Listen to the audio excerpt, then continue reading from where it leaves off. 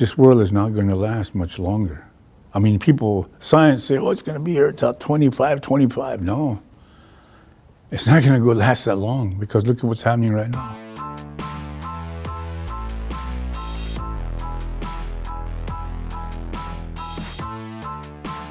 My great-grandfather, he lived, like I say, to keep the balance of the ecological system. His way of living was to respect and care for all living things.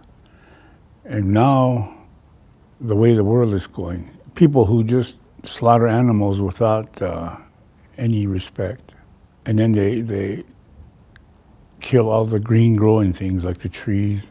And I think he would be disappointed.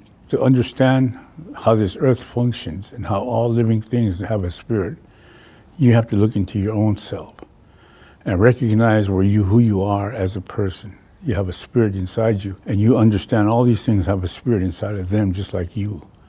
And they grow just like you, and they're individuals just like you. And once you recognize that, you understand that everything is sacred.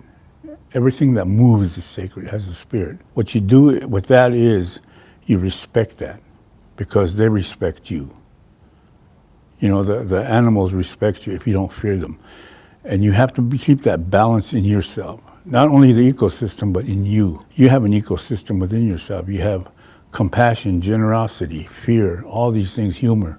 But you got to keep it within balance. You can't let one rule over the others. I talk to college students in universities in the United States, and I tell them, you look at your parents, I said, they get up at 3 o'clock in the morning, they have a quick toast, and they jump in their Mercedes and they drive to work for 3 hours through the traffic, and they get there and they're getting $250, $300 an hour on their job because they have these degrees, and they work 8 hours, and then they got to come back. By the time they get home, it's 8, 9 o'clock at night.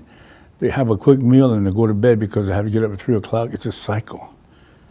Every day, it's the same old boring cycle they're living. But they can't enjoy nothing because they have to do this. And then when they retire, if they live long enough to retire, they can't live with themselves, so they die. They cannot settle down. They don't understand spirituality.